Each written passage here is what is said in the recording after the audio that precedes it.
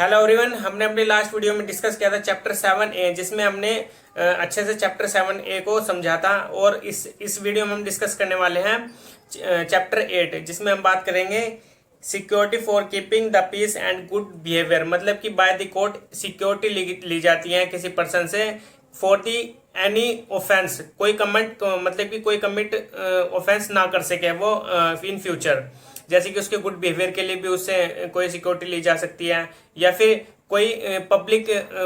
Piece को maintain करने के लिए, ताकि वो कोई भी पब्लिकली कोई भी पीस को उसको हार्म ना करे, पब्लिक पीस को। तो इसमें एज अ सिक्योरिटी ली जाती है किसी पर्सन से। तो वो विदाउट श्योरिटी और विद श्योरिटी भी हो सकते हैं, जो कि इसमें श्योरिटी दी जाती है। जो श्योरिटी में जो श्योरिटी होती है, उसमें श्योरिटी एक गारंटर होता है जो कि उसके थ्रू उस पर्सन के थ्रू बुलाया जाता है, और वो एज अ सिक्योरिटी उसमें अपना अमाउंट भी डिपॉजिट कराता है। सिक्योरिटी वो होती है जो कोई पर्सन उसका एक गारंटर बनता है, कोई पर्सन उस पर्सन का, ताकि वो उसके कोई ऑफेंस करता है तो वो उसकी जिम्मेदारी लेता है कि वो अगर ऐसा ऑफेंस करेगा तो वो मेरी जिम्मेदारी होगी। तो उसमें उसे श्योरिटी कहते हैं हम। तो इसमें विद श्योरिटी और विदाउट श्योरिटी भी सिक्योरिटी ली जा सकती है, अगर कोर्ट उसको कहे तो फिर कोर्ट उसको ऐसा, अगर कोर्ट को लगता है कि उसको श्योरिटी के साथ या विदाउट श्योरिटी बॉन्ड एग्जीक्यूट कराना है। चलिए जानते हैं इसमें सेक्शन 106 क्या बोलता है। इसमें सेक्शन 106 से लेकर आज हम इसमें जाने के 110 तक, और इसके आने वाले सेक्शन में हम उसको बाय पार्ट इसमें डिस्कस करते चलेंगे। तो आज हम 106 से लेकर 110 तक इसमें सेक्शंस जानेंगे। इसमें 106 क्या बोलता है? Security for keeping the peace on conviction. मतलब कि मतलब कि पब्लिक में कोई पीस स्थापित करने के, उसको बनाए रखने के लिए, तो अगर किसी पर्सन को कन्विक्ट किया जाता है, उससे एज ए सिक्योरिटी भी ली जा सकती है कन्विक्ट होने के साथ साथ। तो उससे सिक्योरिटी कैसे लेगी? व्हेन इसमें प्रोसीजर बताया कि उसको जो कन्विक्ट किया गया है वो उसमें किस प्रोसीजर के थ्रू किया गया है, तो और उसको सिक्योरिटी कैसे उससे ली जाएगी उस पर्सन से। तो इसमें जो फर्स्ट क्लोज है, when a court of session of court or of a magistrate of the first class. इसमें दो कोर्ट की बात की गई है, magistrate of the first class और जो सेशन कोर्ट होती है, उसके द्वारा कन्विक्ट किया जाता है किसी पर्सन को of any of the offence specified in the subsection 2, जो कि सबसेक्शन 2 में बताया गया है कि वो उसने कौन कौन से ऑफेंस किए हैं। तो सबसे पहले हम ये जान लेते हैं कि जो सबसेक्शन 2 है उसमें क्या क्या ऑफेंस बताए गए हैं, जिसके थ्रू कोर्ट ऑफ सेशन जो मजिस्ट्रेट फर्स्ट क्लास है उसको बोलता है कि आप कन्विक्ट किए गए हैं और आपको एज अ सिक्योरिटी देनी पड़ेगी कन्विक्ट होने के साथ साथ। सेकंड क्लोज है, उसको थ्रू उसको पनिशमेंट दी जाती है और उससे सिक्योरिटी ली जा सकती है। जो सेकंड क्लोज है इसमें ए बी सी डी, इसमें 4 पॉइंट है। इसमें ए बोलता है any offence punishable under chapter 8 of the IPC other, मतलब कि जो चैप्टर 8 में पनिशेबल ऑफेंस बताए गए हैं, अगर उसमें वो कोई ऑफेंस करता है, और other than offence punishable under section 153A और सेक्शन 153B और सेक्शन 154, जो ये सेक्शन है अंडर आईपीसी, उसके थ्रू अगर उसको कोई पनिशेबल ऑफेंस करता है वह पर्सन। और बी जो क्लोज है इसमें सब क्लोज है, any offence which consist of और इंक्लूड्स असॉल्ट और यूजिंग क्रिमिनल फोर्स और कमिटिंग मिसचीफ। अगर वो पर्सन किसमें इंक्लूड है, वो किसी ऑफेंस कोई को ऑफेंस करता है, अगर वो इंक्लूड है किसी असोल्ट या फिर कोई क्रिमिनल फोर्स यूज करता है या कोई मिसचीफ कमिट करता है, तो इसके अंडर भी उससे एज अ सिक्योरिटी ली जा सकती है कन्विक्ट होने के बाद में उसके। और जो सी क्लोज सब क्लोज है इसमें, any offence of criminal intimidation. मतलब अगर कोई ऑफेंस करता है क्रिमिनल इंटिमिडेशन का, मतलब कि किसी को धमकी देता है जान से मारने की, या कोई उसके क्रिमिनल एक्टिविटी में इन्वॉल्व है, तो उसको इसके अंडर उससे सिक्योरिटी ली जा सकती है। और डी इसमें सब क्लोज है, any other offence which caused or was intended to or known to be likely to cause a breach of the peace. अगर उसको मतलब कि इंटेंडेड है, मतलब कि known to be likely to cause a breach of the peace, जो अगर piece को ब्रीच कर सकता है वह पर्सन, तो तब भी उसे सिक्योरिटी ली जा सकती है। सेकंड क्लोज में ऑफेंसेस बताएंगे कि इसके ऑफेंस के अंडर उससे सिक्योरिटी ली जा सकती है कन्विक्ट होने के बाद उस पर्सन के। इसमें आगे बताया गया कि हमने जो फर्स्ट क्लोज था, हमने सेकंड क्लोज को पहले समझा है, इसमें फर्स्ट क्लोज हमने अच्छे से नहीं देखा। इसमें जो कोर्ट ऑफ सेशन और magistrate of the first class के थ्रू इसमें इस सेक्शन के अंडर किसी कन्विक्ट किया जा सकता है किसी पर्सन को। or of abetting any such offense and is of opinion that it is necessary to take security from such person for keeping the peace। मतलब कि अगर कोर्ट को ये लगता है, कोर्ट ऑफ सेशन और magistrate of the first class उसको ये लगता है कि किसी पर्सन से एज ए सिक्योरिटी ले जाना जरूरी है, तो कोर्ट में at the time of passing sentence on such person, जब भी उसको सेंटेंस पास करेगी, जब भी उसको सजा देगी, तो order him to execute a bond, तो उसको एक ऑर्डर करेगी कि आप एग्जीक्यूट कराए एक बॉन्ड विद और विदाउट श्योरिटीज। उसको विद श्योरिटी भी बोल सकती है और विदाउट श्योरिटीज भी बोल सकती है। For keeping the for such period, मतलब कि ताकि एक शांति बनाए रखी जा सके इस पीरियड के दौरान। किस पीरियड के दौरान? नॉट एक्सीडिंग 3 years, मतलब कि उससे 3 साल से ज्यादा तक का बॉन्ड एग्जीक्यूट नहीं किया जा सकता। जो भी वह सिक्योरिटी रखता है वो 3 साल से ज्यादा की नहीं होगी, 3 साल से कम की होगी। और ये मजिस्ट्रेट फर्स्ट क्लास और जो सेशन कोर्ट है उसी के पास ही 3 साल की पावर होती है कि वो 3 साल के लिए उससे as a security bond execute करवा सकती है एज इट थिंक्स फिट्स, जैसे भी कोर्ट को ठीक लगे। हमने सेकंड क्लॉज में आपको बताया था कि इसमें कौन कौन से ऑफेंस अंडर कवर होंगे। तो अब हम चलते हैं थर्ड क्लॉज में। If the conviction is set aside on appeal or otherwise the bond so executed shall become void. अगर जिस पर्सन को कन्विक्शन हुई है, अगर वह पर्सन अपील में चले जाता है, जैसे कि कोर्ट ऑफ सेशन से उसको अगर पनिशमेंट कन्विक्ट किया गया है, तो और उस कोर्ट ने उसको बॉन्ड एग्जीक्यूट करने के लिए बोला है, तो वो जो कन्विक्ट हुई है जिस पर्सन को, वह पर्सन हाई कोर्ट जाता है। तो हाई कोर्ट भी उसको, अगर हाई कोर्ट को ये लगता है कि जो उसने अपील किया है उसको सेट असाइड करना चाहिए, जो अपील उसने किस ग्राउंड पे किया है कि जो कोर्ट ऑफ सेशन ने कहा है कि उसको एग्जीक्यूट करना है बॉन्ड, और उसको जो कन्विक्ट हुई है उसके अंडर उसको सेंटेंस होगी। अगर हाई कोर्ट को लगता है कि वह गलत है, तो वह उसको उस कोर्ट ऑफ सेशन के ऑर्डर को सेट असाइड कर देगी, और जो उसको एग्जीक्यूट बॉन्ड करने के लिए कहा था, वो जो बॉन्ड एग्जीक्यूट करने के लिए उस पर्सन को कहा था, तो वह कैंसिल हो जाएगा, वो वॉइड हो जाएगा। तो उसको जो भी उसने एज ए सिक्योरिटी दी होगी ऑलरेडी, तो वह उसको वापस दे दी जाएगी। चलते fourth clause. An order under this section may also be made by an appellate court or by a court when exercising its power of revision. इस फोर्थ क्लॉज में कहा गया है कि जो जैसे कि वो अगर अपील में जाता है, अपील में जाने के बाद अगर उस कोर्ट को लगता है कि इसको ये अगर उस कोर्ट को ये लगता है कि उसको बॉन्ड एग्जीक्यूट करवाना है, तो वो बॉन्ड एग्जीक्यूट करवा सकता है। अगर उसकी जो सबऑर्डिनेट कोर्ट थी उसने सिर्फ उसको कन्विक्शन सुनाई थी, उसको कन्विक्ट किया था, उसको बॉन्ड एग्जीक्यूट करने के लिए नहीं बोला था, तो जो अपीलेट कोर्ट है अगर उसको लगता है कि उसको बॉन्ड एग्जीक्यूट भी कराना है, तो वो अपीलेट कोर्ट उससे बॉन्ड एग्जीक्यूट भी करवा सकती है, उसके पास ये पावर होती है। और जो पावर ऑफ रिवीजन, जिस कोर्ट के पास ये रिवीजन करता है, तो उस कोर्ट के पास भी बॉन्ड एग्जीक्यूट कराने के लिए पावर होती है कि वह उस पर्सन से बॉन्ड एग्जीक्यूट करा सकती है। तो ये हमारा 106 कंप्लीट हो गया। अब हम चलते हैं 107 में।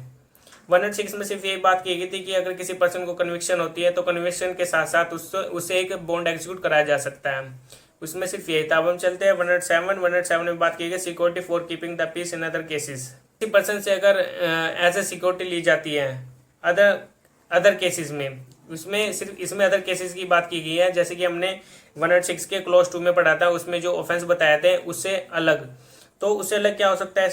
इसमें फर्स्ट क्लॉज है इसमें, when execute magistrate receive information that any person is likely to commit a breach of the peace. जो अगर किसी एग्जीक्यूटिव मजिस्ट्रेट को कोई इन्फॉर्मेशन मिलती है किसी भी पर्सन से अगर उसको कोई इन्फॉर्मेशन मिलती है कि कोई पर्सन ब्रीच कमिट कर रहा है, मतलब कि ब्रीच ऑफ पीस को ब्रीच कर रहा है किसी पब्लिकली, और डिस्टर्ब कर रहा है किसी पब्लिक ट्रैंक्विलिटी को, और to do any wrongful act, और वो पर्सन रॉन्गफुल एक्ट कर रहा है, that may probably occasion a breach of the peace or disturb the public tranquillity and is of opinion. अगर कोर्ट को ये लगता है कि वो जो सफिशिएंट ग्राउंड है जो वो बोल रहा है, वह जो पर्सन इन्फॉर्मेशन दे रहा है, तो उसके ग्राउंड पर he may in the manner herein provided require such person to show cause why he should not be ordered to execute a bond with or without sureties for keeping the peace for such period not exceeding 1 year as the magistrate think fit। Close में सिर्फ ये बात की गई है, जैसे अगर executive magistrate को कोई भी इन्फॉर्मेशन मिलती है किसी भी पर्सन से, और अगर वो कोई पीस को ब्रीच कर रहा है या फिर पब्लिक ट्रैंक्विलिटी को कोई हार्म कर रहा है या फिर कोई रॉन्गफुल एक्ट कर रहा है, तो उस पर्सन को शो कोज एक किस्म से नोटिस भी भेज सकती है और उससे कारण भी पूछ सकती है उसको बॉन्ड एग्जीक्यूट करने के लिए क्यों ना कहा जाए एज ए सिक्योरिटी। तो वह पर्सन उसका रिप्लाई करेगा, अगर वह रिप्लाई उसके वह जो रिप्लाई करता है अगर वह सफिशिएंट है, वह रीजनेबल है, रीजनेबल ग्राउंड है, तो कोर्ट उससे कोई बॉन्ड एग्जीक्यूट नहीं कराएगी। अगर उसके जो वह बोल रहा है, जो वो रिप्लाई कर रहा है शो कोर्स, जो भी उसने कोर्ट ने उसको कोशिश बताया था कि वह ऐसा क्यों इसने किया है, तो अगर वह उसका जो उस वह ग्राउंड बताता है अपने, अगर वह सफिशिएंट नहीं है, ड्यूली नहीं है, तो कोर्ट उसको बॉन्ड एग्जीक्यूट करने के लिए बोल सकती है। जो बॉन्ड होंगे वो सिर्फ 1 साल से ऊपर, 1 साल से नीचे तक की वह बॉन्ड एग्जीक्यूट किए जाएंगे, उससे 1 साल से ऊपर नहीं, क्योंकि एग्जीक्यूटिव मजिस्ट्रेट के पास सिर्फ 1 साल की पावर होती है कि वो as a for the keeping peace, मतलब कि जो सिक्योरिटी ली जाती है एग्जीक्यूटिव मजिस्ट्रेट के थ्रू की पीस कीपिंग, तो वह सिर्फ 1 साल तक ही वह उस जो बॉन्ड एग्जीक्यूट कराती है उस पर्सन से, वो सिर्फ 1 साल के लिए ही करा सकती है, उससे ऊपर नहीं। और जो हमने 106 में पढ़ा था उसमें कोर्ट ऑफ सेशन और जो मजिस्ट्रेट फर्स्ट क्लास है उसके पास 3 साल तक की पावर होती है। ये याद रखना इस बात को, मजिस्ट्रेट फर्स्ट क्लास और कोर्ट ऑफ सेशन उसके पास 3 साल तक की पावर होती है, और जो एग्जीक्यूटिव मजिस्ट्रेट होता है उसके पास 1 साल तक की पावर होती है बॉन्ड एग्जीक्यूट कराने के लिए। अब हम चलते हैं सेकंड क्लॉज में 107 के। Proceeding under this section may be taken before any executive magistrate when either the place where the breach of the peace or disturbance is apprehended is within his local jurisdiction, or there is within such jurisdiction a person who is likely to commit a breach of the peace or disturb the public tranquility or to do any wrongful act as aforesaid beyond such jurisdiction। देखिए इसमें जुडिक्शन के ऊपर बात की गई है second clause में। इसमें एक आ गया कि अगर किसी मजिस्ट्रेट के लोकल जुडिक्शन में अगर कोई पर्सन कमिट करता है कोई भी ऑफेंस और वह दूसरी जुडिक्शन में चले जाते हैं, और जिस जुडिक्शन में जाते हैं वहाँ का जो मजिस्ट्रेट होता है उसके पास ये पावर होती है कि वो उसको बॉन्ड एग्जीक्यूट करने के लिए बोल सकती है, मतलब ये for the security peace keeping उसको बोल सकते हैं कि आप सिक्योरिटी बॉन्ड एग्जीक्यूट कराए सिक्योरिटी के लिए, तो वह पर्सन बॉन्ड एग्जीक्यूट कराएगा। और अगर वह पर्सन किसी जुडिक्शन में, किसी मजिस्ट्रेट की जुडिक्शन में कोई ऑफेंस कमिट कर रहा है, तो उस जो पर्सन ने वह ऑफेंस कमिट किया था अगर वो दूसरी जुडिक्शन में चले जाता है, तो जो ये कोर्ट थी इस जो जिस जुडिक्शन में वह कमिट किया था, तो वह उस मजिस्ट्रेट को भी इंफॉर्मेशन देगी ताकि वो उस पर्सन को सिक्योरिटी डिपॉजिट कराने के लिए बोले, बॉन्ड एग्जीक्यूट कराए। तो ये आपको ये समझ आ गया होगा कि हमने जो अपने पहले वाली वीडियो में डिस्कस किया था कि किस तरह से अगर outside the जुडिक्शन of the magistrate ऐसा ऑफेंस होता है तो दूसरे मजिस्ट्रेट को वारंट ऑफ अरेस्ट जैसे हमने पढ़ा था, तो उसमें भी वो एंडोर्स कराएगी दूसरे मजिस्ट्रेट को ताकि वो उसमें एग्जीक्यूट करा सके उस वारंट को। उसी तरह से इसमें भी ऐसे ही होगा, ठीक है। तो हम चलते हैं 108 सेक्शन में। Security for good behaviour from person disseminating seditious matters, मतलब कि इसमें किसी पर्सन से एज अ गुड बिहेवियर के लिए उसके, ताकि फ्यूचर में उसका कोई भी गलत काम ना करे, वो ऐसे गुड बिहेवियर उससे सिक्योरिटी डिपॉजिट कराने के लिए बोला जा सकता है। क्योंकि वो पर्सन जो वो क्या कर रहा था, वो एक डिसेमिनेट कर रहा था। डिसेमिनेटिंग का मतलब होता है इसमें प्रसार कर रहा था, प्रचार कर रहा था एक किस्म से सेडिशियस मैटर से रिलेटेड, जो कि इस द्रोह से रिलेटेड बातें होती है जो, तो वो डिसेमिनेट कर रहा था, प्रसार कर रहा था इन बातों का, तो उससे रिलेटेड उसको एक सिक्योरिटी के लिए बोला जा सकता है कि वो बॉन्ड एग्जीक्यूट कराए एज अ गुड बिहेवियर, ताकि वो जो वो बॉन्ड एग्जीक्यूट करा रहा है अगर वो ऐसा कुछ गलत काम करता है तो जो उसने बॉन्ड एग्जीक्यूट करा है उसमें जो उसने अमाउंट दिया है एज ए सिक्योरिटी, तो उसको जब्त कर ली जाएगी बाय द कोर्ट और उस पर्सन को भी अरेस्ट कर लिया जाएगा। क्लोजेस में प्रोसीजर बताया गया है कि when executive magistrates receives information that there is within his local jurisdiction and person who without such jurisdiction, अगर किसी मजिस्ट्रेट की जुडिक्शन में किसी पर्सन के थ्रू कोई इन्फॉर्मेशन मिलती है, एग्जीक्यूटिव मजिस्ट्रेट को मिलती है, तो वो उस पर्सन को मतलब कि वो उसकी जुडिक्शन में या फिर आउटसाइड द जुडिक्शन अगर वो कमिट करने वाला है वह पर्सन, या फिर आउटसाइड जुडिक्शन में है वह पर्सन, तो वह वहाँ का जो लोकल जुडिक्शन का मजिस्ट्रेट होगा वो उसको बॉन्ड एग्जीक्यूट कराने के लिए बोल सकता है। इसमें आगे देखते हैं इसमें क्या कहेंगे। इसका जो सब क्लोज फर्स्ट है, either orally nor in writing in any other manner intentionally disseminates or attempts to disseminate or abets the dissemination of, अगर वो इंटेंशनली डिसेमिनेट कर रहा है या वो अटेम्प्ट कर रहा है डिसेमिनेट का मतलब मैंने बताया था आपको, कोई प्रचार कर रहा है किसी चीज का, ठीक है, किसी जगह जो सेडिशियस मैटर्स होते हैं जो कि देशद्रोह से रिलेटेड होते हैं, और अबेट द डिसेमिनेट या फिर किसी पर्सन को अबेट कर रहा है, उकसा रहा है डिसेमिनेट करने के लिए, तो ओरली और इन राइटिंग वो कोर्ट जो एग्जीक्यूटिव मजिस्ट्रेट है वो दे सकता है क्या, any matter the publication which is punishable. इसमें जो फर्स्ट सब क्लोज फर्स्ट है, इसमें आगे जो ऑफेंस बताया गया, इसमें ऑफेंस बताया कि वो अगर इससे रिलेटेड है तो कोर्ट एग्जीक्यूटिव मजिस्ट्रेट उससे बोल सकता है कि वो एज ए सिक्योरिटी एग्जीक्यूट कराए बॉन्ड। तो जो वो ऑफेंस करता है वो इसमें बताया गया कि इसका सब क्लोज ए है,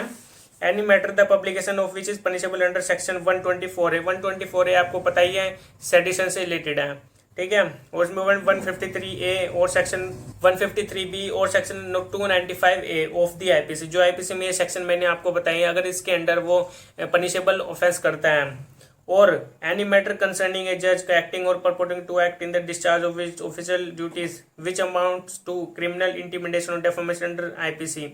जो जज है वो एक्ट कर रहा है अपना, किसी डिस्चार्ज कर रहा है अपनी ड्यूटी को अंडर द कोर्ट, और विच अमाउंट्स, और जो वो पर्सन है वो अमाउंट कर रहा है क्या, एक क्रिमिनल इंटिमिडेशन, मतलब कि उसको क्रिमिनल इंटिमिडेशन का मतलब कि धमकी दे रहा है, ठीक है, और डिफेम कर रहा है उसे, तो वो अंडर आईपीसी कवर होगा। तो इसमें वह ऑफेंस कर रहा है ताकि, और फिर जो एग्जीक्यूटिव मजिस्ट्रेट है, एग्जीक्यूटिव मजिस्ट्रेट क्या करेगा, उससे गुड बिहेवियर के लिए उसके जो उसका गुड बिहेवियर नहीं था उसको एक सिक्योरिटी बॉन्ड एग्जीक्यूट कराने के लिए बोल सकती है वो जो एग्जीक्यूटिव मजिस्ट्रेट है उस लोकल जुडिक्शन का। उसमें जो सब क्लोज सेकंड है, इसमें बताया कि makes produces publishes or keep for sale import export convey sells let to hire distributes publicly at exhibits or in any other manner into circulation any obscene matter such as section 292 of the IPC. जैसे कि section 292 IPC में क्या बताएगी, cell of obscene acts जो कि under books या फिर किसी एब्स्ट्रा किसी अदर डॉक्यूमेंट में पब्लिश किए जाते हैं, सेल किए जाते हैं, इंपोर्ट किया जाता है, एक्सपोर्ट किए जाते हैं, कन्वे किए जाते हैं, सेल्स किए जाते हैं, डिस्ट्रीब्यूट किए जाते हैं, पब्लिकली एग्जिबिट जैसे होते हैं, तो वह इस सेक्शन के अंडर एक पनिशेबल ऑफेंस है। तो इसमें जो ये ऑफेंस मैंने आपको बताया, इसके बाद जो मजिस्ट्रेट होता है वो क्या कर देगा, and the magistrate is of opinion that there is sufficient ground for proceeding. उसके पास सफिशिएंट ग्राउंड है प्रोसीडिंग से related. The magistrate may in the manner hereinafter provided requires as person to show cause why he should not be ordered to execute bond. तो वह उस person को show cause notice भी दे सकती है या फिर उससे शो कॉज पूछ सकती है कि वह ऐसा उसको ऐसा क्यों ना किया कहा जाए कि वो बॉन्ड एग्जीक्यूट ना करे, उसको उसका रीजन बताना पड़ेगा। अगर उसका जो रीजन है वो वैलिड हुआ तो उसको बॉन्ड एग्जीक्यूट करने के लिए नहीं बोला जाएगा। विद और विदाउट श्योरिटीज, जो कि विद और विदाउट श्योरिटीज हो सकते हैं, फॉर इज गुड बिहेवियर और फॉर सच पीरियड, मतलब कि जो उसके गुड बिहेवियर के लिए होगा और कुछ पीरियड के लिए होगा। वो कौन सा पीरियड होता है, नॉट एक्सीडिंग 1 ईयर। जैसे कि मैंने आपको पहले बताया था, एग्जीक्यूटिव मजिस्ट्रेट के पास सिर्फ एक साल की पावर होती है कि वो बॉन्ड एग्जीक्यूट करवा सकती है किसी पर्सन से, और एज द मजिस्ट्रेट थिंक, फिर जैसे कि मजिस्ट्रेट को ठीक लगता है कि वो उससे बॉन्ड एग्जीक्यूट कराए या ना कराए। ठीक है, ये हमारा फर्स्ट क्लोज हो गया 108 में। अब इसके सेकंड क्लोज में चलते हैं। No proceeding shall be taken under the section against the editor, proprietor, printer or publisher of any publication registered under. मतलब कि अगर कोई जो एडिटर है, प्रोप्राइटर है, प्रिंटर है, वो जो पब्लिशर होता है अंडर पब्लिकेशन रजिस्टर्ड होता है, वो जो अंडर जो पब्लिकेशन रजिस्टर्ड एक्ट है उसके अंडर वो रजिस्टर्ड होता है, and edited, printed and published in conformity with the rules laid down in the press and registration of books act। जो अगर वो किसी जैसे कि रजिस्ट्रेशन ऑफ बुक्स एक्ट के अंदर जैसे भी उसको रूल्स फॉलो, अगर वो फॉलो करता है उन रूल्स को, तो with reference to any matter contained in such publication accepted by the order of under the authority of the state government or some officer empowered by the state government in this behalf। देखिए इसमें एक आ गया कि जो ये अंदर हमने जो फर्स्ट क्लोज है उसमें ये पढ़ाया कि किस तरह से किसी पर्सन को बॉन्ड एग्जीक्यूट करने के लिए बोला जा सकता है, लेकिन जो सेकंड क्लोज है उसमें ये एक्सेप्शन है कि किसी एडिटर पब्लिशर को ऐसा नहीं कहा जा सकता कि वो इस प्रोसीडिंग के अंदर वो आएंगे, उन्हें किसी अदर प्रोसीडिंग में बॉन्ड एग्जीक्यूट कराना होगा। लेकिन अगर वो जो बुक्स एक्ट है, रजिस्ट्रेशन ऑफ बुक्स एक्ट है, या फिर जो रजिस्टर्ड है अंडर पब्लिकेशन, तो उनको ये अगर वो रूल से बाहर जाकर ऐसा कर रहे हैं तो फिर उनको बॉन्ड एग्जीक्यूट कराने के लिए बोल सकती है कोर्ट, या फिर other authority of the state government, जो अथॉरिटी होती है स्टेट गवर्नमेंट की वो बोल सकती है, और जो ऑफिसर्स होते हैं जो एम्पावर्ड किए जाते हैं बाय द स्टेट गवर्नमेंट, तो उनके बिहाफ पे भी उन जो पब्लिशर हैं, जो एडिटर हैं, जो पब्लिशर प्रोप्राइटर हैं, उनको बोल सकते हैं कि आप बॉन्ड एग्जीक्यूट कराएं। एज अ गुड बिहेवियर, ताकि वो इन फ्यूचर कोई ऐसे जो अंडर हमने पढ़े थे 292 के सेक्शन में पढ़ा था, कोई ऐसे ऑप्शन एक्ट ना करे। तो ये हमारा 108 कंप्लीट हो गया सेक्शन। अब हम चलते हैं 109 में। 109 में क्या बात की गई है? Security for good behaviour from suspected person, मतलब कि किसी पर्सन से जो सस्पेक्टेड है, कोर्ट को एक संदेह होता है किसी पर्सन पर, और उसको क्या संदेह होता है कि वो कोई इन फ्यूचर कोई क्राइम कर सकता है, कोई क्राइम कमिट कर सकता है, तो उससे एज ए सिक्योरिटी कोर्ट ले लेती है, एक बॉन्ड एग्जीक्यूट करा लेती है के गुड बिहेवियर के लिए। तो इसमें देखते हैं व्हेन एन एग्जीक्यूटिव मजिस्ट्रेट, अगर किसी एग्जीक्यूटिव मजिस्ट्रेट को कोई इन्फॉर्मेशन मिलती है, receive information that there is within his local jurisdiction, जो कि उसके लोकल जुडिक्शन में ही है, a person taking precautions to conceal his presence, अगर कोई पर्सन प्रिकॉशन है, मतलब कि प्रिकॉशन में खुद को छिपा रहा है, conceal his presence, and that there is reason to believe that he is doing so with the view to committing a cognizable offence, और वह ऐसा लगता है कि वह कोई कॉग्निजेबल ऑफेंस उसने कमिट किया है या फिर वो करने वाला है। The mistake may in the manner hereinafter provided require such person to show cause why he should not be ordered to execute bond without shortage for his good behaviour for such period not exceeding 1 year as a magistrate. तो court उसको, जो executive magistrate है, उसको एक show cause notice देगी, या फिर कोई उसको कोर्ट में बुलाकर उससे शो कॉज करेगी, मतलब कि उससे पूछेगी कारण कि वो ऐसा उसने वह खुद को ऐसे क्यों छिपा रहा है, या फिर उसने जो ऑफेंस कमिट किया है क्या उसने किया है, उसको उसका रीजन देने पड़ेंगे। अगर उसके रीजन वैलिड हुए तो फिर वह कोर्ट उसको बॉन्ड एग्जीक्यूट करने के लिए नहीं बोलेगी। और उसमें जो मजिस्ट्रेट है वो 1 साल से ऊपर तक के उससे बॉन्ड एग्जीक्यूट नहीं करा सकता है, 1 साल तक की उसके पास ही पावर होती है, और जो मजिस्ट्रेट को जैसे ठीक लगे वो वैसा कर सकता है, अगर उसको बॉन्ड एग्जीक्यूट करवाना है या नहीं करवाना। तो ये 109 सेक्शन में हमने यही पढ़ा है कि किसी सस्पेक्टेड पर्सन को अगर बॉन्ड एग्जीक्यूट करवाना है उसके गुड बिहेवियर के लिए। अब हम चलते हैं अपने लास्ट सेक्शन में 110 में, security for good behaviour from habitual offenders. इसमें एक हैबिचुअल ऑफेंडर की बात की है 110 में, जो हैबिट होता है, मतलब कि वो बार बार किसी क्राइम को करता है, उसकी आदत बन जाती है कि उसको बार बार करने की आदत है कि वो वह क्राइम करेगा दोबारा, तो उस केस में उस पर्सन से as a security bond execute करा लिया जाता है बाय द कोर्ट। तो इसमें आगे प्रोसीजर समझते हैं कि क्या है इसमें। When an executive magistrate receive information that there is within his local jurisdiction a person who, अगर किसी मजिस्ट्रेट को कोई इन्फॉर्मेशन रिसीव होते किसी पर्सन से, that there is within, जो कि उसकी लोकल जुडिक्शन में ही है वह पर्सन, तो वो पर्सन कौन है वो, इसमें जो पॉइंट बताया गया है ए से लेकर एफ तक, जो इसमें हम डिस्कस करेंगे फर्स्ट क्लोज में, is by habit Rober, house breaker, thief और फोर्जर। जिस पर्सन की इंफॉर्मेशन रिसीव है एग्जीक्यूटिव मजिस्ट्रेट को, वो पर्सन कौन है? पर्सन एक हैबिट, जिसको हैबिट है रोबरी करने की, हाउस ब्रेक कर रहा है, जो थीफ करेगा या फोर्जरी करेगा, उसको ये हैबिट है, वो हैबिचुअल ऑफेंडर है इन चीजों में। और बी क्लोज है इसमें, is by habit receiver of stolen property, किसी को हैबिचुअल ऑफेंडर है जिसको जो स्टोलन प्रॉपर्टी है उसको रिसीव करता है, knowing the same to have been stolen, और उसको पता है कि वो जो स्टोलन है वो वह प्रॉपर्टी। और इसमें सी जो सब क्लोज है, इसमें हैबिचुअली प्रोटेक्ट्स और हार्बर्स थीव्स, मतलब कि हैबिचुअली वो प्रोटेक्ट करता है किसी हार्बर को, ठीक है, जो कि चोर होते हैं, किसी को पनाह देता है अपने किसी घर में, या उसको बचाने की कोशिश करता है, छिपाने की कोशिश करता है, और उनको एड करता है इन दी कंसीलमेंट और डिस्पोजल ऑफ स्टोलन प्रॉपर्टी, मतलब कि उसको किसी प्रॉपर्टी को डिस्पोज कराने के लिए और उस प्रॉपर्टी को कंसील कराने के लिए उनकी एड भी करता है, तो भी वह पर्सन हैबिचुअल ऑफेंडर अंडर आएगा, हैबिचुअल ऑफेंडर के। और इसमें डी सब क्लोज है, हैबिचुअल कमिट्स और अटेम्प्ट्स टू कमिट और abets the commission of the offence kidnapping, abduction, extorting, cheating और मिसचीफ और any offence punishable under chapter 12 of the IPC, मतलब कि वो कोई किडनैपिंग करने का हैबिचुअल ऑफेंडर है, या एब्डक्शन, एक्सटोर्शन, ठीक है, या फिर किसी पर्सन को अबेट करता है कोई ऑफेंस कमिट कराने के लिए, जैसे कि हमने इसमें पढ़ा है किडनैपिंग, एब्डक्शन, एक्सटोर्शन, चीटिंग और मिसचीफ और any other offence punishable under chapter 12 of the IPC. और इसमें और आगे सेक्शन दिए गए आईपीसी के 489A, 489B और 489C और 489D ऑफ दैट कोड, जो हमने चैप्टर 12 में ही अभी हमने ABCD 489 में जो हमने सेक्शन पढ़े हैं, ये करेंसी नोट से रिलेटेड होते हैं, जो कि इसमें वो नकली भी इसमें प्रिंटेड करते हैं, या फिर काफ़ी सारे इसमें ऑफेंस इंक्लूड होते हैं, तो इनके अंडर भी वह पर्सन एक हैबिचुअल ऑफेंडर माना जाएगा। और इसमें ई सब क्लोज है, इसमें हैबिचुअल कमिट्स है, attempts to commit or abet the commission of offence involving breach of the peace, या फिर जो हैबिचुअल है कमिट्स करने के लिए क्या अटेम्प्ट, जो अटेम्प्ट भी करता है या फिर अबेट करता है कमीशन करने के लिए कौन सा offence, involving a breach of the peace, जो कि पीस को ब्रीच कर रहा है, तो वह पर्सन भी हैबिचुअल ऑफेंडर माना जाएगा।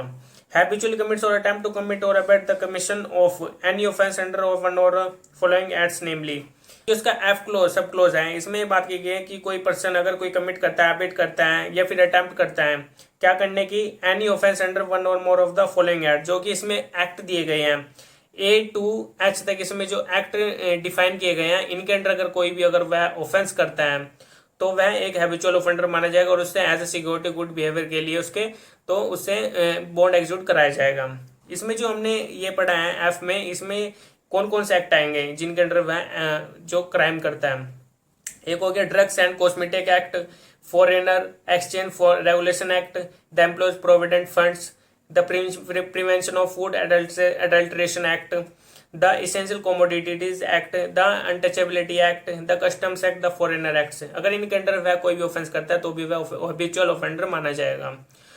और इसमें जो सेकंड क्लोज है, any offence punishable under any other law providing for the prevention of hoarding और प्रॉफिटिंग और एडल्ट्रेशन ऑफ फूड और ड्रग्स और ऑफ करप्शन, और मतलब कि कोई पनिशेबल ऑफेंस करता है अंडर द लॉ, वो मतलब कि एक किस्म से उसको प्रिवेंट करने के लिए क्या, किस चीज के लिए, होर्डिंग, होर्डिंग का मतलब कि कोई जमाखोरी कर रहा है, मतलब कि उसको जमा करती जा रहा है किसी चीज को ताकि वो आने वाले टाइम में उनको ज्यादा प्राइस में बेच सके, तो उसको होर्डिंग बोलते हैं। और जो प्रॉफिटिंग, तो जो कि इलीगल वे से कोई प्रॉफिट ले रहा हो, या फिर और ऑफ एडल्ट्रेशन ऑफ फूड और ड्रग्स और ऑफ करप्शन, मतलब कि एडल्ट्रेशन ऑफ फूड मतलब कि खाने में कोई मिलावट कर रहा हो तो भी वह एक पनिशेबल ऑफेंस है, और ऑफ करप्शन जो फिर या फिर वो करप्शन कर रहा हो वो भी वह एक पनिशेबल ऑफेंस माना जाएगा। तो ये हमारा फर्स्ट क्लोज हो गया कंप्लीट। अब हम चलते हैं इसके जी क्लोज में, सब क्लोज जी में, is to despair advantages or to render his being at large without security hazardous to the community, मतलब इसमें एक आ गया कि अगर उसको विदाउट सिक्योरिटी रखा जाएगा तो वो कम्युनिटी के लिए एक हजार्डस है, मतलब कि खतरा है। तो इसमें ये बात कही कि उसको desperate and dangerous to render, तो उसको वो एक डेंजरस वे में माना जाएगा, तो उससे एक सिक्योरिटी ली जाएगी ताकि वो आने वाले टाइम में कोई ऐसा काम ना करे, अगर वह करता भी है तो उसकी सिक्योरिटी को जब्त कर लिया जाएगा बाय द कोर्ट। तो इसमें जो लास्ट वाला पैराग्राफ है, सच को मजिस्ट्रेट में इन दी मैनर हर इन प्रोवाइडेड, जो हमने ऊपर पढ़े हैं सभी, require such person to show cause why he should not be order to execute a bond with surety for his good behaviour for such period not exceeding 3 years as a magistrate things fit. जैसे कि हमने बताया था कि इसमें magistrate क्या भेजेगा, उसको शो कॉज नोटिस भेज सकता है, फिर उसको कोर्ट में उससे कॉजेज पूछ सकता है कि उसने ऐसा क्यों किया। अगर कोर्ट में कोई रीजनेबल उनको उसके ग्राउंड लगते हैं तो कोर्ट उसको बॉन्ड एग्जीक्यूट करने के लिए ना भी कर सकती है। अगर कोर्ट को लगता है कि वह पर्सन वह झूठ भी बोल रहा है या फिर उसको बॉन्ड एग्जीक्यूट कराना ही है तो कोर्ट उससे बॉन्ड एग्जीक्यूट कराएगी, और उसको 3 साल से ऊपर तक की उसको बॉन्ड एग्जीक्यूट नहीं कराने देगी, मतलब कि उसको 3 साल से ऊपर तक का बॉन्ड एग्जीक्यूट नहीं किए जाएंगे, उसके 3 साल से कम में ही उसको बॉन्ड एग्जीक्यूट किए जाएंगे। 3 साल तक की वह बॉन्ड एग्जीक्यूट करवा सकती है एग्जीक्यूटिव मजिस्ट्रेट। लेकिन हमने पहले वाले सेक्शन में पढ़ा था एग्जीक्यूटिव मजिस्ट्रेट के पास सिर्फ 1 साल की पावर होती है कि वो बॉन्ड एग्जीक्यूट करवा सकती है as a security for the peace keeping या फिर उसके गुड बिहेवियर के लिए। लेकिन इसमें 110 में ये बात की गई है, जो हमने ऑफेंस इसमें पढ़े हैं, जो हमने इसमें ऑफेंस पढ़े हैं वह इसके अंडर अगर 110 के अंडर करता है तो एग्जीक्यूटिव मजिस्ट्रेट के पास 3 साल की पावर है कि वो उसको एग्जीक्यूट करवा सकती है उसके बॉन्ड 3 साल तक के। तो कोर्ट के पास ये पावर है 3 साल तक की अंडर सेक्शन 110। तो ये हमारा 106 से लेकर 110 तक सेक्शन 5 कंप्लीट कर लिया हमने, और इससे नेक्स्ट वीडियो में हम आगे फर्दर सेक्शंस को जानेंगे इसी चैप्टर के अंडर, चैप्टर 8 में ही। इसके जो सेक्शन है 106 से लेकर के 124 तक इसमें जो सेक्शन डिफाइन किए गए हैं, हम थोड़े थोड़े इन पार्टली इसमें डिस्कस करेंगे इस चैप्टर को। तो चलिए आज के लिए इतने ही, फर्दर सेक्शन को हम अपनी नेक्स्ट वीडियो में जानेंगे। Okay bye.